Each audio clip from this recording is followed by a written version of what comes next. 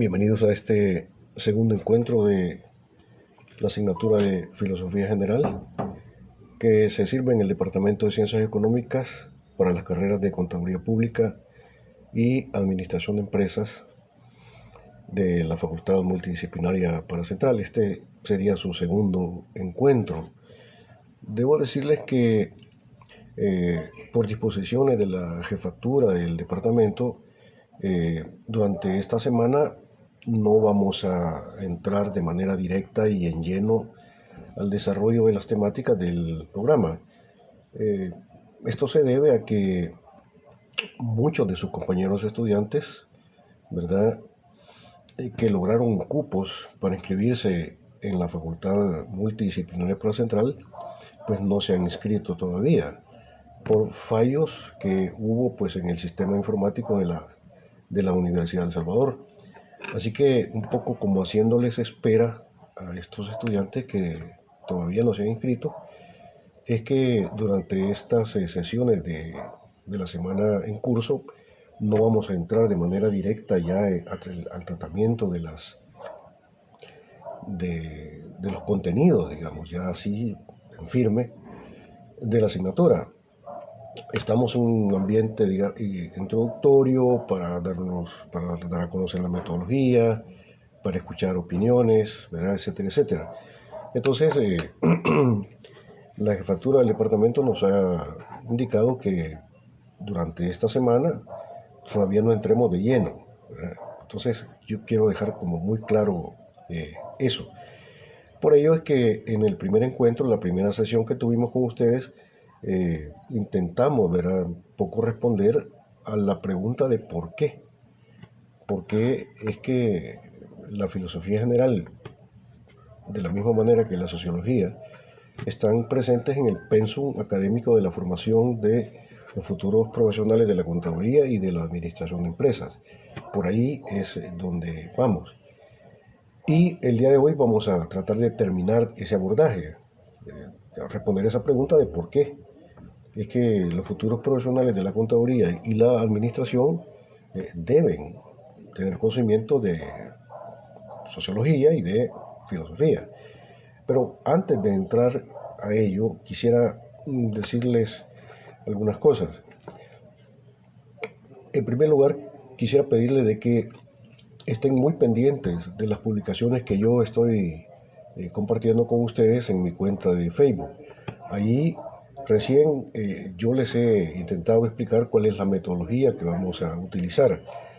Cualquier cambio que pudiera haber, de la misma forma yo voy a avisarles, les voy a, digamos, a indicar. Eh, Ahí está planteado. Las clases las estamos dando a través de la plataforma de Facebook Live, ¿verdad? Y las clases están ahí para los tres grupos teóricos. O sea, no es que, digamos, la clase está solo para el grupo teórico que de acuerdo con los horarios le corresponde, ¿verdad? Como si estuviéramos en una situación presencial. Es que no estamos en una situación de presencialidad. Entonces yo eh, comparto las clases con ustedes a través de la plataforma de Facebook Live y todas las asesorías, consultas, refuerzos, los voy a trabajar a través de los grupos de WhatsApp que ya están creados. Así que las clases van para los tres grupos y estas clases quedan grabadas ahí en mi cuenta de Facebook, en el muro de Facebook. Ahí están grabadas las clases, de tal manera que usted puede verlas ahorita, en este momento, como lo está haciendo en vivo, pero si por alguna razón usted no tuvo oportunidad, digamos, de conectarse en este momento, usted puede ver las clases más tarde, por la noche, ¿sí? En cualquier momento que a usted se le acomode mejor. Eh, es una facilidad para usted, ¿verdad? Las clases están grabadas ahí.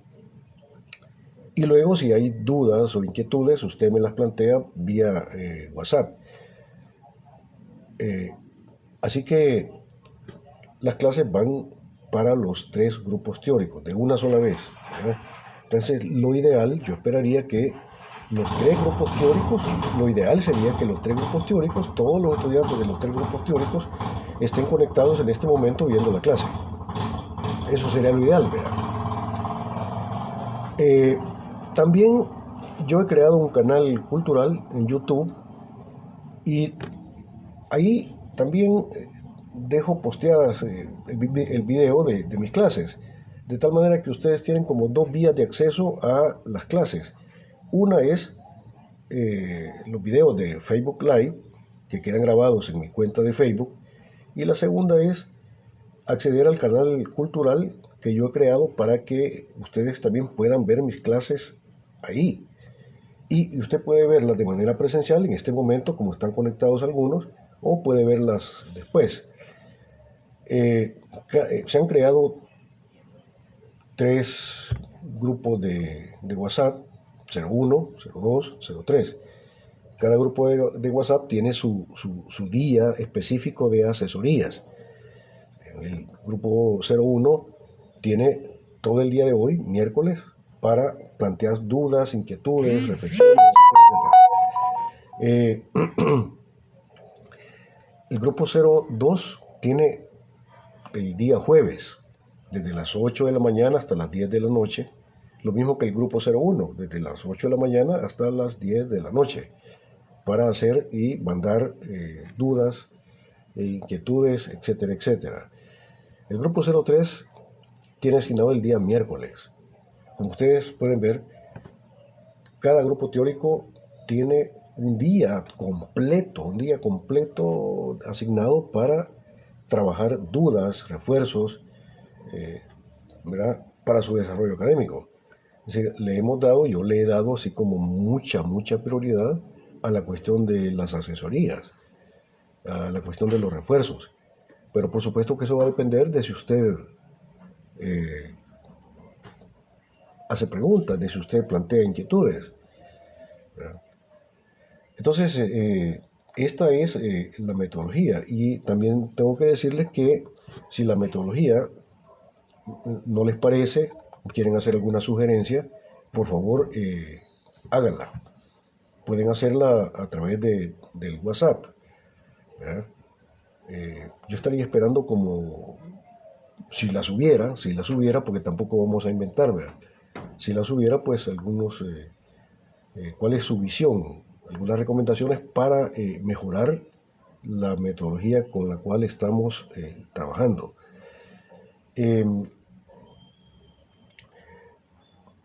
Es importante que ustedes estén como muy pendientes de las publicaciones que estoy posteando, que estoy compartiendo con ustedes en mi cuenta de Facebook.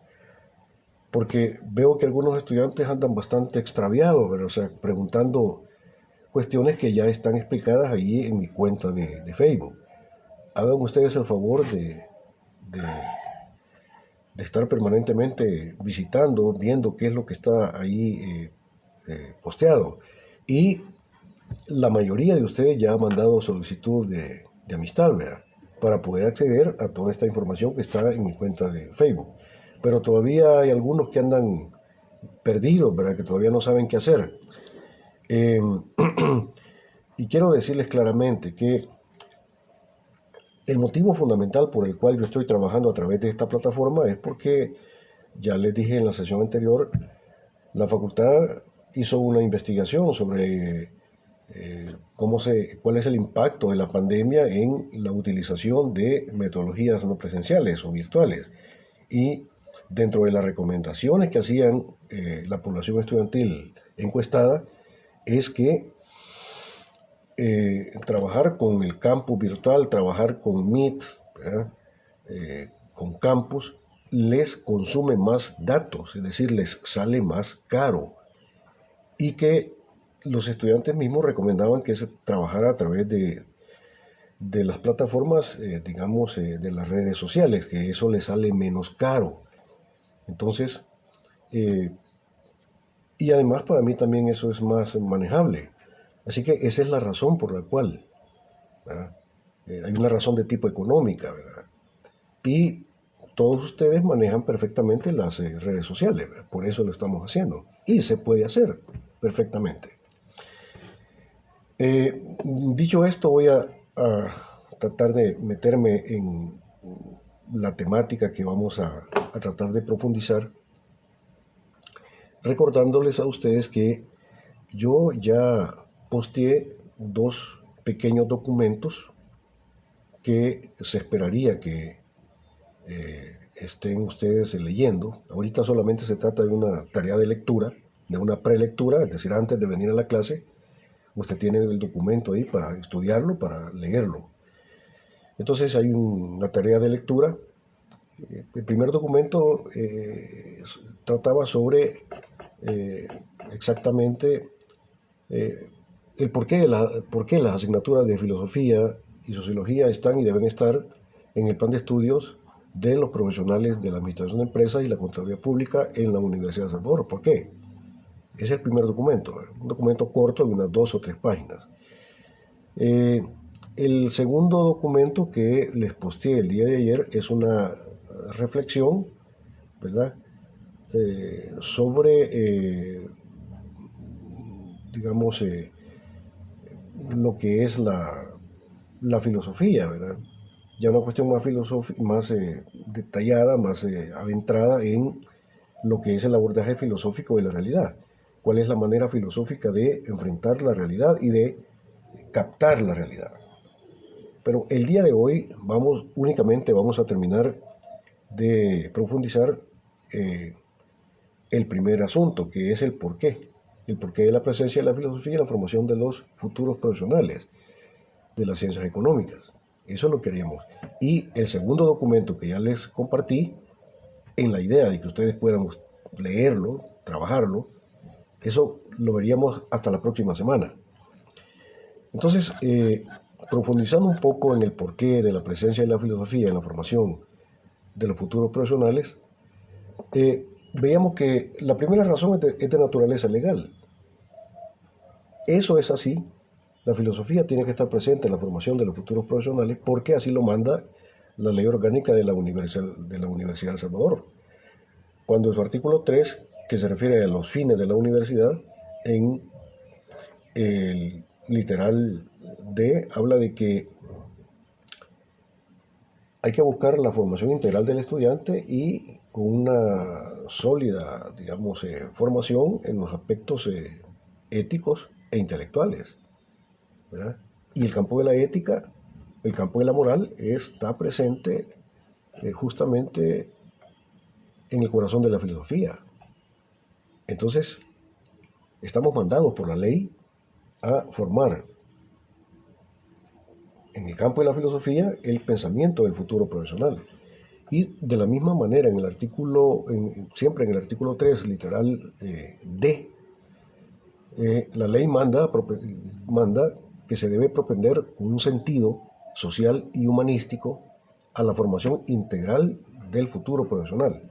O sea, la primera razón por la cual está presente la filosofía en la formación de ustedes es una razón de tipo legal. Es que así lo manda la ley de la universidad, ¿verdad? Y la segunda razón es porque la praxis, ¿verdad? La praxis del profesional de las ciencias económicas en el ejercicio de su profesión necesita fundamentarse, o sea, dicha praxis necesita fundamentarse en una visión crítica de lo que la sociedad es. El futuro profesional de las ciencias económicas tiene que tener una visión científica de lo que es la sociedad, no una visión ideológica. No es lo mismo ciencia que ideología. La ciencia es el conocimiento probado, ¿sí?, de la verdad del fenómeno. Y ese conocimiento verdadero en la aprehensión o captación de las leyes del fenómeno necesita de un método, de una metodología. Pero el futuro profesional necesita tener una visión científica, ¿sí? Y esta visión científica tiene que esclarecerle al futuro profesional qué es el fenómeno, ¿sí?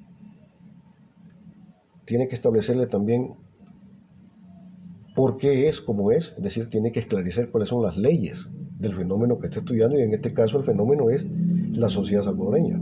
Y también el para qué y para quiénes es el fenómeno, es decir, la dimensión teleológica que está presente en esa realidad llamada sociedad salvadoreña. Tiene que tener una visión científica, y dije no ideológica, porque la ideología se caracteriza por ser un pensamiento que encubre la verdad. Se caracteriza por ser un pensamiento de defensa teórica de los intereses de la clase dominante en una sociedad determinada, que está dividida en clases sociales, como la sociedad salvadoreña. En la primera sesión les dije yo que dentro de la sociedad salvadoreña hay dos clases fundamentales: la clase dominante, que es la clase capitalista, y la clase dominada, que es la clase trabajadora. Hay dos clases, y cada una de estas dos clases tienen un proyecto histórico, una razón de ser.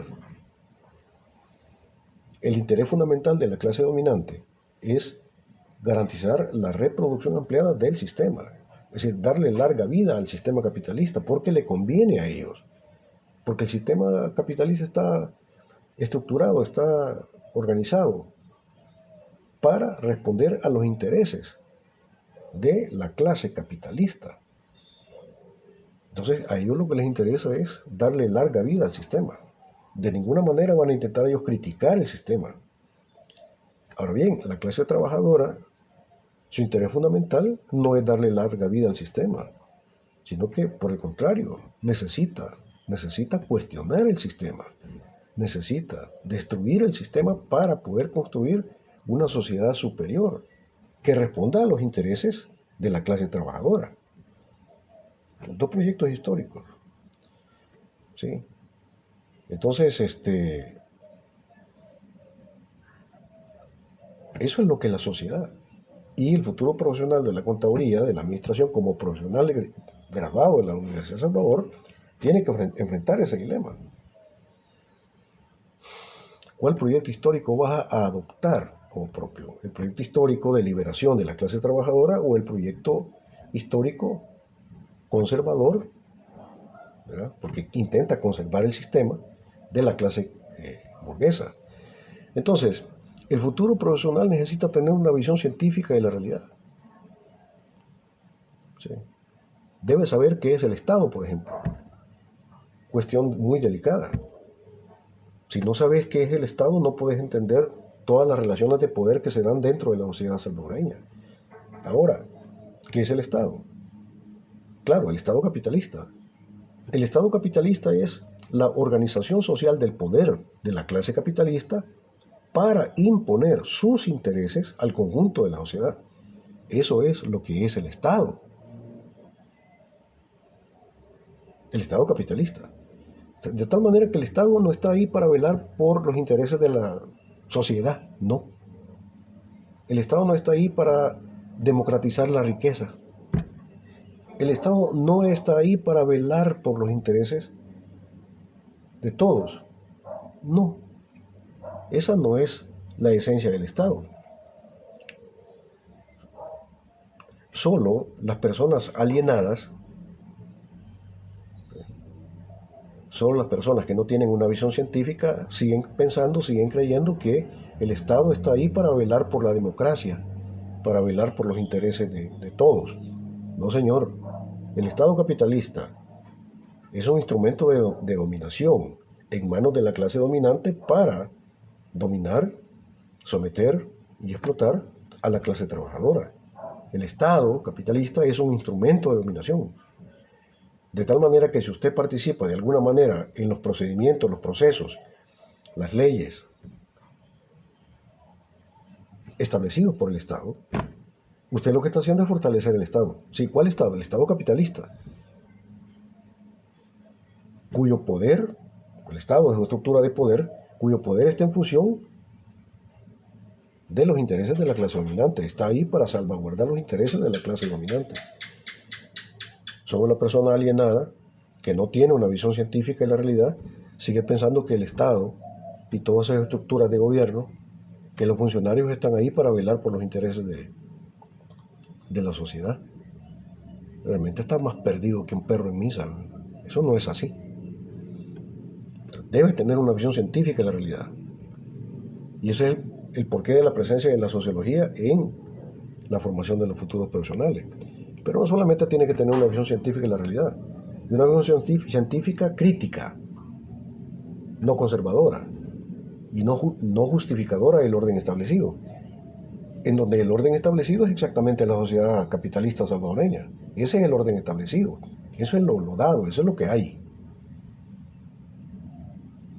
Entonces hay dos formas de enfrentar el orden de lo dado. Una es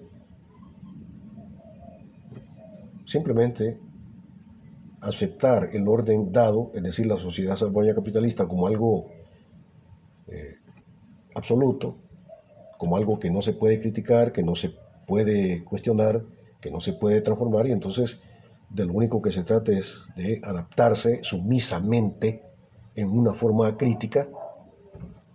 Esa es la postura ideologizante, esa es la postura conservadora, eso es lo que quiere la clase dominante.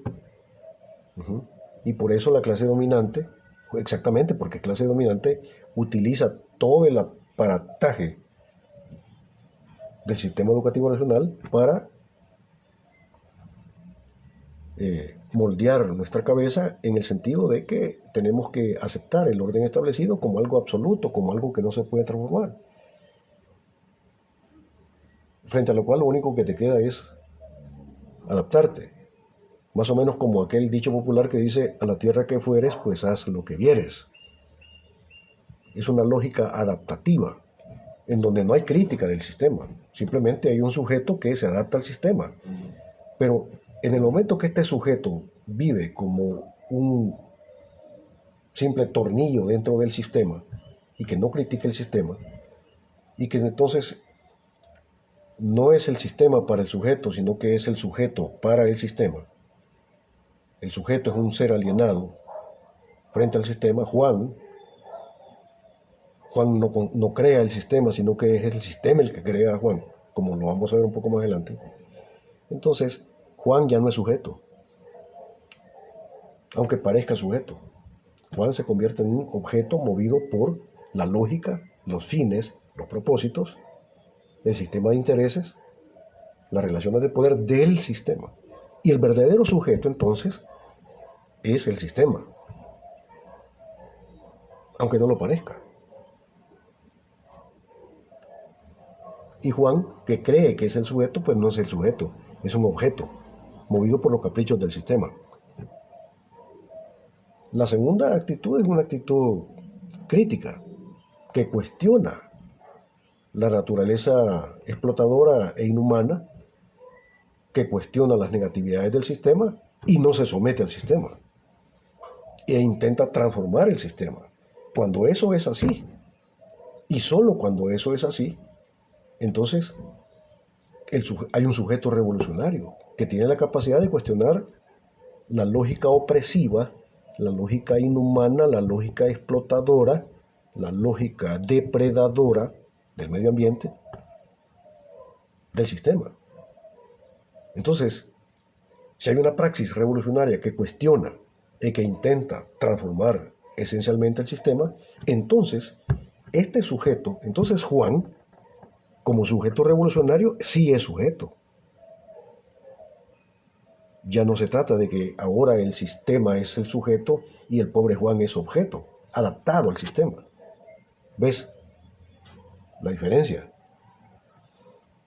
Ahora, por eso es importante la presencia de la filosofía en la formación intelectual y moral del futuro profesional de la Contraloría Pública. Entonces, es importante la presencia pues, de la ética, de la moral en la formación del futuro profesional. Pero, analizando un poco yo los códigos de ética que tienen los contadores y los administradores, porque los administradores, los contadores, pues tienen un código de ética Realmente hay varios códigos de ética, ¿verdad? Pero lo primero que yo he encontrado es lo siguiente. Es que los códigos de ética los códigos de ética diseñados e impuestos por los tanques de pensamiento del capitalismo globalizado y que forman parte del horizonte de referencia de los profesionales de las ciencias económicas, de hecho, caen en inmoralidad. Lo que estoy diciendo es grave. Lo que estoy diciendo es que los códigos de ética que los profesionales toman de referencia en una forma acrítica y que los toman simplemente porque se los imponen los tanques de pensamiento del capitalismo globalizado. O sea, ni siquiera les preguntaron si estaban de acuerdo o no están de acuerdo, sino que simplemente ahí les va. Este es el código de ética de los profesionales de la administración y la contaduría. Esos códigos de ética que los profesionales asumen y llevan a la práctica en una forma acrítica, esos códigos de ética caen en inmoralidad. Y caen en inmoralidad por 7 razones. Por 7 razones. ¿Sí?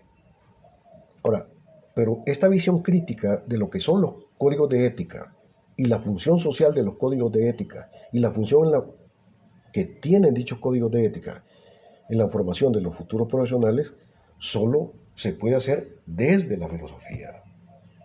No se puede hacer de otra manera, más que desde la filosofía, desde el conocimiento filosófico. Decía yo que hay 7 razones por las cuales esos códigos de ética caen en inmoralidad. En pocas palabras, son códigos inmorales.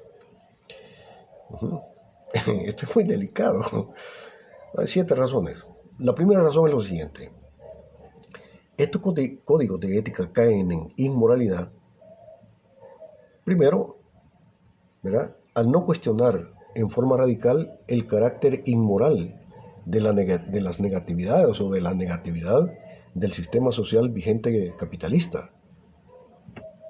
La primera inmoralidad de dichos códigos es que dichos códigos no critican, no cuestionan las negatividades del sistema. Toman al sistema capitalista y su organización social, económico, política, cultural, como algo dado, como algo que está ahí y que no se puede cuestionar. O sea, no hay un nivel de cuestionamiento, simplemente lo dan como un hecho que está ahí. Entonces, estos códigos de ética, al no ser críticos de las negatividades del sistema, son inmorales, porque están absolutizando ese sistema de negatividades que son inherentes a la lógica del capital, es decir, al sistema capitalista.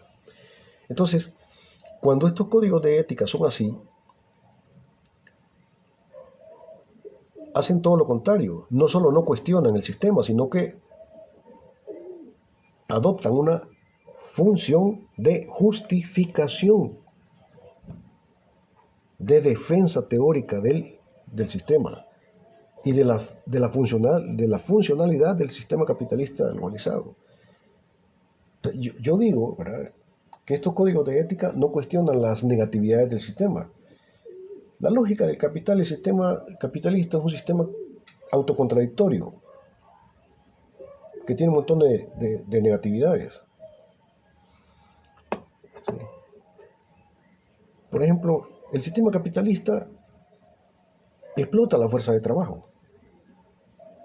Los procesos de producción de riqueza se dan a partir de la explotación y sobreexplotación de la fuerza de trabajo, la cual fuerza de trabajo no se le paga su trabajo, sino que únicamente se le paga su fuerza de trabajo.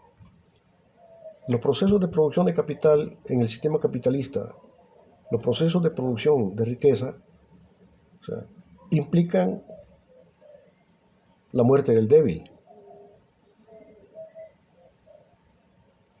La lógica del capital busca permanentemente oprimir, ¿sí?, a la fuerza de trabajo. Por eso los salarios bajos, los salarios de hambre, ¿verdad? Los economistas burgueses calculan el salario mínimo, por eso se llama salario mínimo, haciendo la contabilización de lo que el trabajador necesita para sobrevivir cada día, cada día, cada día, cada día. Solo sobrevivir, sobrevivir no como ser humano, sino solamente como fuerza de trabajo, como trabajador. Cuando Juan va a la fábrica a buscar trabajo, el patrón le da trabajo a Juan no porque tenga compasión de Juan. El patrón que le da trabajo a Juan en su fábrica no anda buscando beneficiar a Juan. Lo único que el patrón busca es que Juan le funcione, que Juan le trabaje bien. El sistema capitalista es un sistema autocontradictorio. Cuando el burgués contrata a Juan como fuerza de trabajo por un salario, ¿qué le interesa al burgués? ¿Qué quiere el burgués? Bueno, el burgués lo que quiere es que Juan le trabaje más y pagarle menos. Y si pudiera lograrlo, pues buscaría la manera de que Juan le trabajara sin pagarle. Es decir, es de interés de la clase capitalista que el trabajador trabaje más y pagarle menos. O, si puede, no pagarle. ¿Cuál es el interés de Juan como trabajador? Bueno, como Juan como trabajador, quisiera él pues que le pagaran más y trabajar menos. Y si fuera posible, pues no trabajar y que además le pagaran. Intereses contradictorios. ¿Ves? La producción de riqueza en la lógica del capital implica necesariamente la depredación del medio ambiente. Es el capitalismo el que está acabando el planeta, exprimiendo en forma tonta y loca e inmoral los recursos naturales, el agua, por ejemplo. Dentro de poco tiempo las guerras abiertas, las guerras militares abiertas ya no van a ser por el petróleo, va a ser por el agua. ¿Ves? Marx decía que la lógica del capital aniquila las dos fuentes de toda riqueza. O sea, el capitalismo es tan inhumano, es tan ilógico, ¿verdad?, que termina aniquilando a las dos fuentes de toda riqueza. Ahora bien, ¿cuáles son las dos fuentes de toda riqueza? El hombre, el ser humano, y la naturaleza. El capitalismo es inhumano, mata al sujeto y acaba con el medio ambiente. Y en ese proceso de acabamiento, en ese proceso de destrucción del medio ambiente, el capitalismo es muy eficiente, porque hace muy bien algo, es decir, depreda eficientemente el medio ambiente, aniquila, mata eficientemente al ser humano. Y por eso a veces los capitalistas contratan administradores de empresa sin conciencia, sin formación crítica. Entonces van los administradores de empresa y buscan la manera de que el trabajador dentro de la fábrica le trabaje más, de exprimirlo más, de explotarlo de mejor manera, organizar el proceso de producción más eficientemente para maximizar la tasa de ganancias del capitalista. No se pregunta cómo voy a organizar la empresa para que Juan, como trabajador,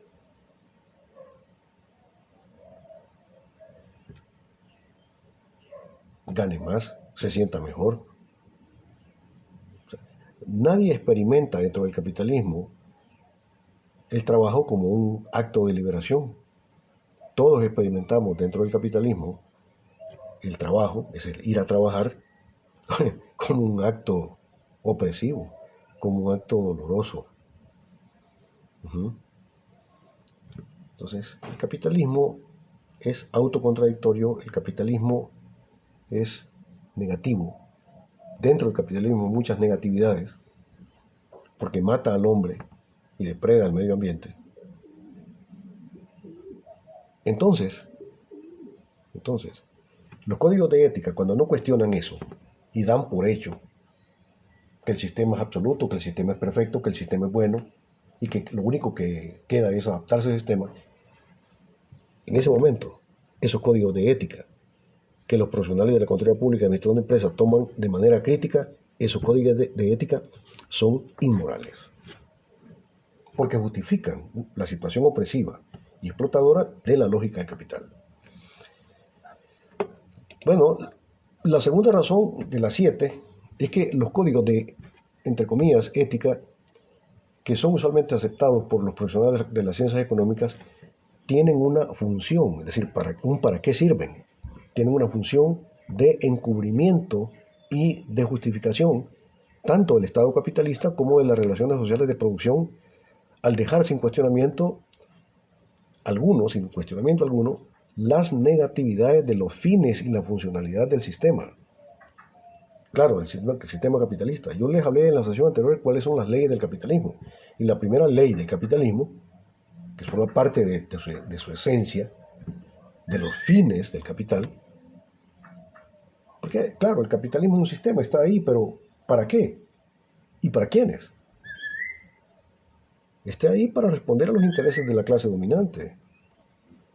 No está ahí para democratizar la riqueza, para que seamos felices, no. La primera ley del capitalismo es la concentración y la centralización de la riqueza social. Así de pelón. Entonces, los códigos de ética que no cuestionan la funcionalidad del sistema y las negatividades del sistema son inmorales por eso. Porque justifican exactamente el sistema como algo perfecto, como algo absoluto. Tercero, los códigos de ética aceptados acríticamente, ojo, acríticamente, ¿sí?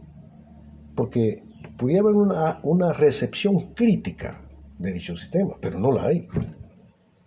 Son aceptados como algo dado, como algo que está ahí, simplemente hay que aplicarlos. Los códigos de ética adoptados críticamente por los profesionales de las ciencias económicas solo explican la manera, y esto es muy importante conocerlo, solo explican la manera cómo hay que realizar la práctica profesional sin cuestionar los fines del sistema y adaptándose críticamente a los fines del sistema. ¿Verdad?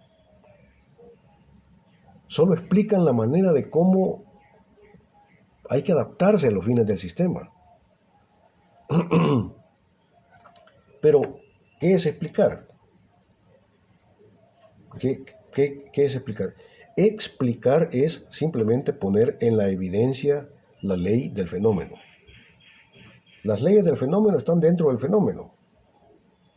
Explicar es simplemente extraer, decir qué son las cosas y por qué las cosas son como son. Eso es explicar. Por tanto, en el proceso de explicación de la realidad, la razón se comporta de manera pasiva frente al fenómeno. La razón es como una cámara fotográfica que solo toma y adopta y aprehende, capta lo que ya está ahí.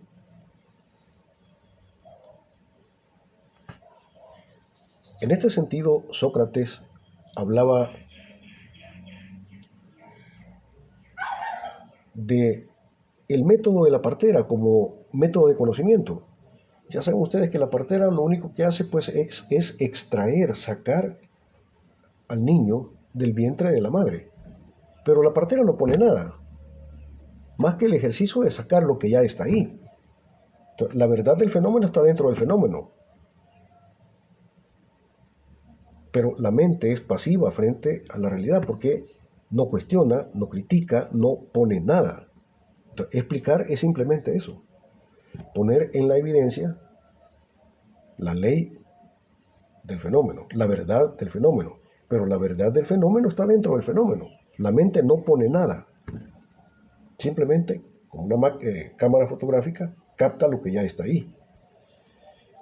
Y entonces, como la mente no pone nada, pues no hay nada que hacer, no hay nada que cuestionar.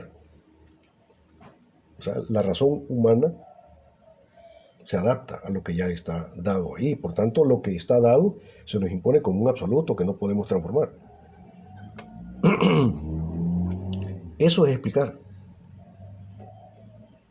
Ahora, explicar no es lo mismo que comprender el fenómeno. Comprender implica no solamente explicar el fenómeno, sino también comprender implica el cuestionamiento crítico del sistema de propósitos, el sistema de intereses que están dentro del fenómeno. En los fenómenos sociales no solamente hay leyes, sino que hay también propósitos, sino que también hay intereses. Frente al fenómeno electoral que recién estamos viendo, hay propósitos. ¿Cuál es el propósito? ¿Cuál es el propósito de que tú participes en los procesos electorales?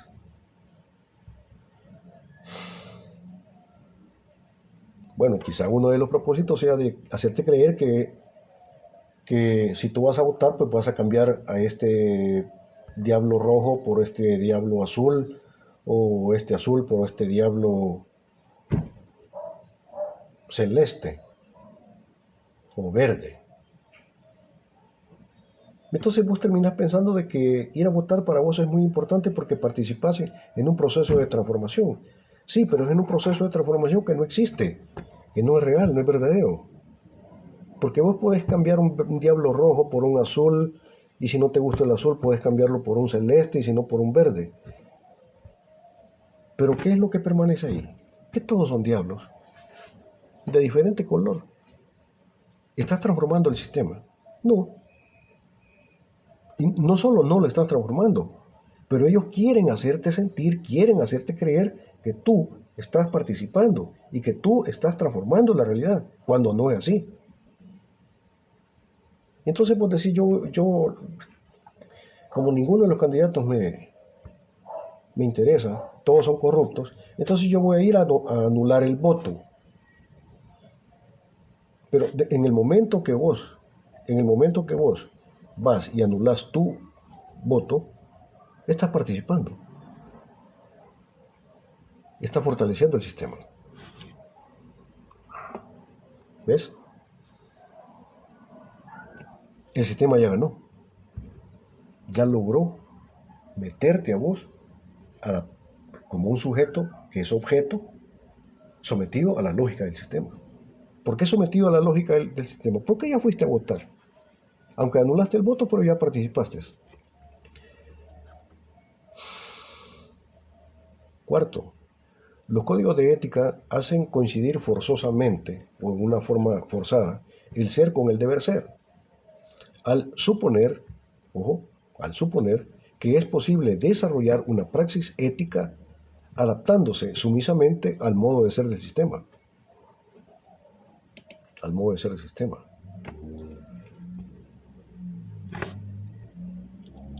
Digo que los códigos de ética hacen coincidir en una forma forzada el ser con el deber ser. ¿Por qué?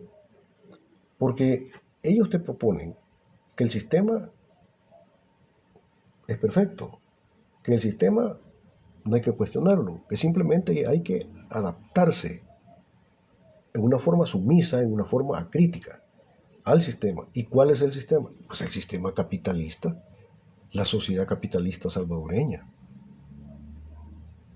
No hay ningún cuestionamiento.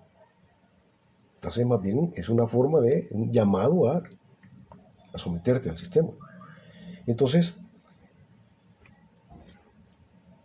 la sociedad capitalista salvadoreña es lo dado, es lo que está ahí, es lo que es, ahí. Pero ellos, en su intento de dominarte, en su intento de alienarte, ¿sí? Alienación viene del término latino ab alio. Ab alio significa ser y existir para otro, en donde el sujeto es y existe no para sí, sino existe para otro. Y en el sentido que estamos hablando, el sujeto ya no es para sí, sino que es para el sistema. Y en el momento que el sujeto ya no es para sí, sino que es para el sistema, que vive y existe para fortalecer el sistema, En ese momento el sujeto deja de ser sujeto y el verdadero sujeto es el sistema. Y entonces, cuando vos crees que la sociedad salvadoreña capitalista, pues es lo que es, y exactamente eso que es lo que debe ser, porque el sistema es perfecto, el sistema es incuestionable, el sistema no se puede transformar, ahí hay una coincidencia entre lo que es y el debe ser. Porque, ¿qué es lo que debe ser el sistema capitalista salvadoreño? Pues debe ser lo que es. Hay una coincidencia entre el ser y el deber ser. La dimensión del deber ser está anulada. La sociedad debe ser exactamente lo que es. ¿Por qué? Porque la sociedad es perfecta. No hay un ejercicio crítico. Y por tanto, frente a una realidad que es perfecta, y en tanto que es perfecta, se te impone como un destino, y vos perfectamente sabés que destino es aquello que se te impone y que vos no podés transformar. Ahora, si el ordenamiento social se te presenta como un destino, significa de que tú no lo puedes cuestionar, tú no lo puedes transformar. Y por tanto, a la tierra que fueres, como dice el dicho popular, haz lo que vieres. No te queda más que adaptarte. Ahora, si eso es así, si hay una coincidencia entre el ser y el deber ser, y la sociedad debe ser pues lo que es, ¿sí? Entonces,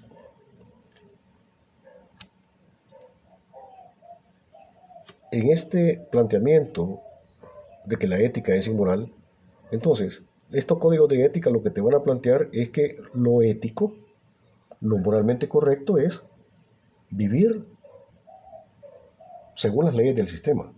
Lo ético, lo correcto, lo moralmente aceptado es vivir según el ordenamiento jurídico del sistema. Y que es inmoral la crítica al sistema, que es antiética la lucha revolucionaria por cambiar el sistema. ¿Ves por dónde va la cuestión? Ahora, ¿qué significa ética? Ética significa modo humano de ser del hombre. Como decían los antiguos, como decía Aristóteles. O en el siglo pasado, como decía Martin Heidegger, filósofo alemán, Martin Heidegger. Martin Heidegger dice que la ética es el pensamiento que enraiza la existencia del hombre en el ser. La ética es aquel pensamiento que enraiza la existencia del hombre en el ser. ¿Sí? En el sentido de que ético es aquello que hace que el hombre viva de acuerdo con el ser. Sí, ¿cuál ser? Su ser humano. Si ética es el modo humano de ser, es un modo de ser humano, hay que entender que no cualquier modo de ser, no cualquier tipo de praxis es una praxis ética, porque no cualquier modo de ser es un modo humano de ser. El asesino tiene un modo de ser. El político burgués tiene un modo de ser. Pero si lo juzgamos desde la ética, del modo humano de ser, resulta que el modo de ser del asesino, el modo de ser del narco, el modo de ser del político burgués, no es un modo humano. Porque fortalece el sistema. ¿Cuál sistema? El sistema capitalista.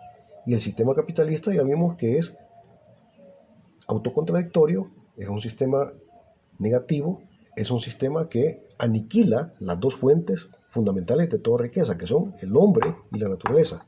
Entonces, el sistema capitalista es inmoral. Y como inmoral es inhumano. Y como inhumano es antiético. Ética significa modo de ser del hombre. Pero este modo de ser del hombre puede ser de dos formas. Esto lo vamos a examinar más en detalle cuando veamos el capítulo, la unidad donde vamos a considerar la ética. Ahora solamente lo señalo.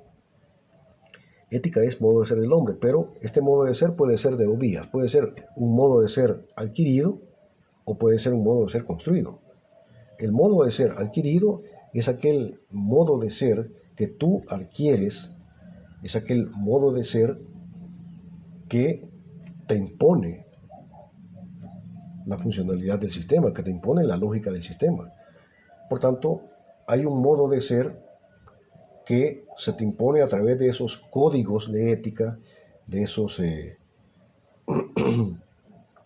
códigos de conducta, en los cuales pues ya el mismo sistema establece qué es lo bueno, qué es lo malo, qué es lo socialmente aceptable, qué es lo que no es aceptable.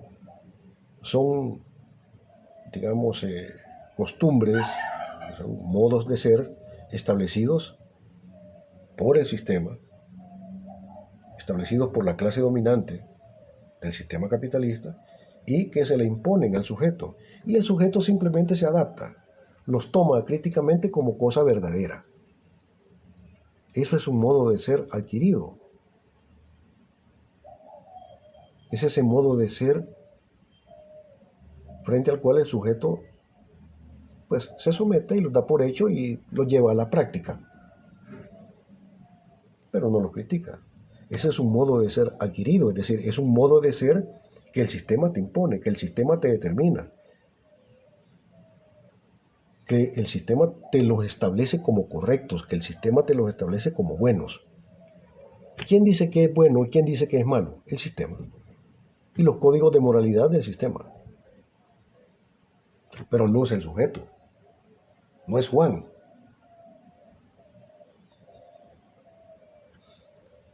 Cuando la ética es entendida como modo de ser adquirido, entonces el sujeto, por ejemplo, Juan, simplemente adapta y lleva a la práctica ese cúmulo de normas y de códigos y de prácticas que el sistema le dice que son las socialmente aceptables. Es un marco de moralidad que está determinado por los poderes establecidos desde el Estado. Pero entonces Juan ya no es sujeto, porque no se trata de una moral que Juan se da a sí mismo, sino que se trata de una moral, de un modo de ser que el sistema lo determina. Y ahí tenés todo el sistema educativo nacional, y ahí tenés todos los medios de comunicación, incluyendo las redes sociales, donde están determinándote todos los días qué es lo bueno, qué es lo malo, qué es lo que hay que hacer, etcétera, etcétera, etcétera, etcétera. Entonces el verdadero sujeto ya no es Juan, sino que el verdadero sujeto es el sistema. ¿Sí? Ese es un modo de ser adquirido.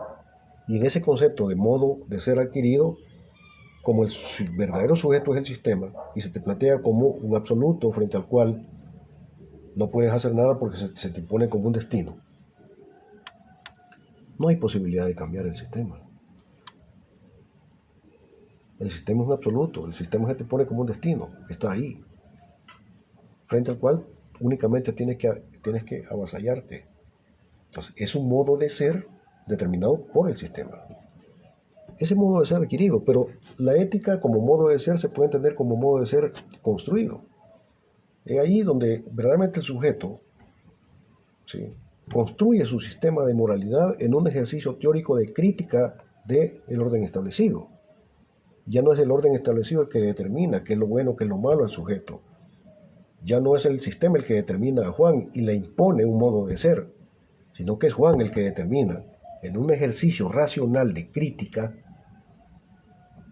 científica y filosófica de la realidad, Juan determina qué es lo bueno, qué es lo malo. Y termina cuestionando el sistema y termina revolucionando el sistema para construir un mundo mejor. Ahí sí, ese modo de ser, esa ética como modo de ser construida, que lleva al ejercicio de la crítica científica y filosófica de la realidad, esa ética como modo de ser construido sí hace posible que Juan sea sujeto y no objeto.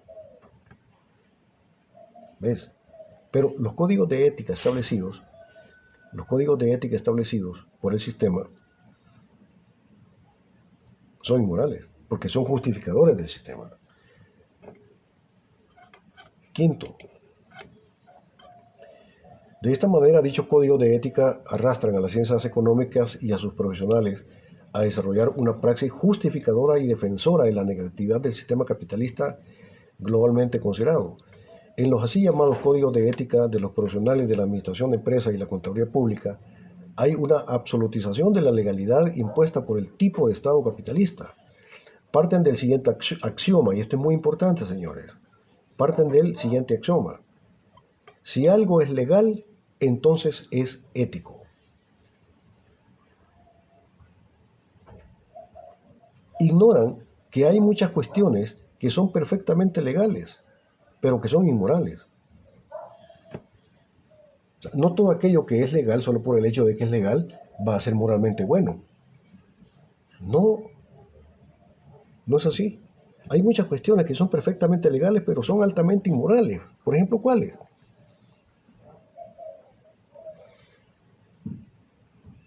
Por ejemplo, la propiedad privada es legal, pero es inmoral. Porque es inmoral en términos sociales que un sujeto tenga 20 casas, 200 propiedades, mientras un montón de personas no tienen dónde vivir y andan durmiendo en los parques, andan durmiendo en la calle. Pero ahí hay un sujeto que tiene 200 propiedades, tiene como 20 casas. Es legal, pero es inmoral.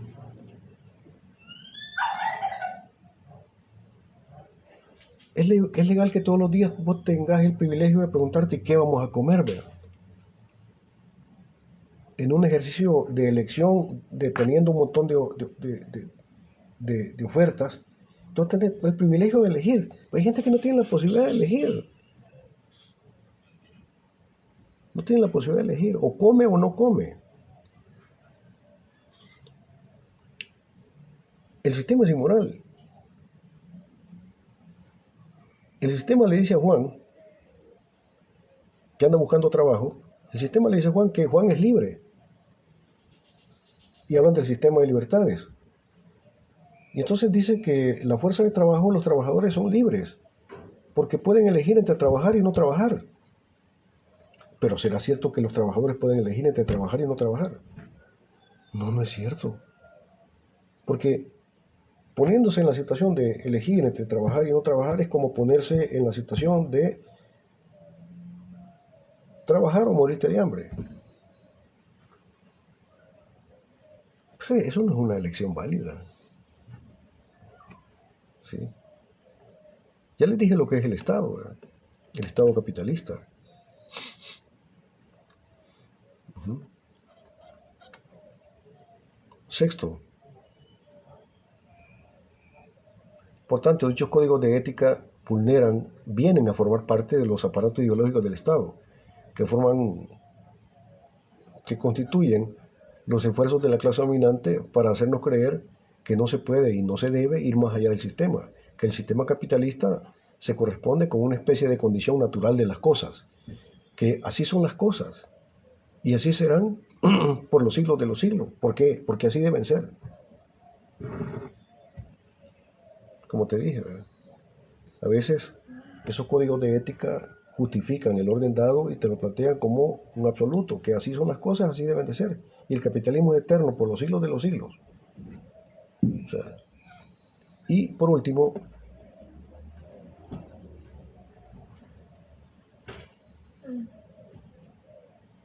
estos códigos de ética, al no criticar las negatividades del sistema capitalista, convierten a las ciencias económicas ya no en una ciencia, sino en una ideología.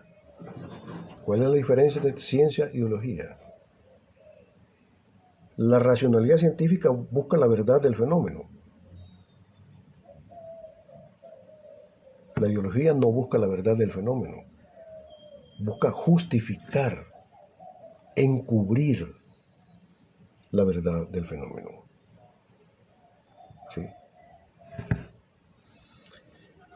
Bueno, compañeros estudiantes, vamos a dejarlo hasta acá y nos veríamos en la próxima sesión que ya les voy a explicar. La próxima sesión va para el próximo día lunes a las 8 de la mañana. ¿Sí? Pasen un feliz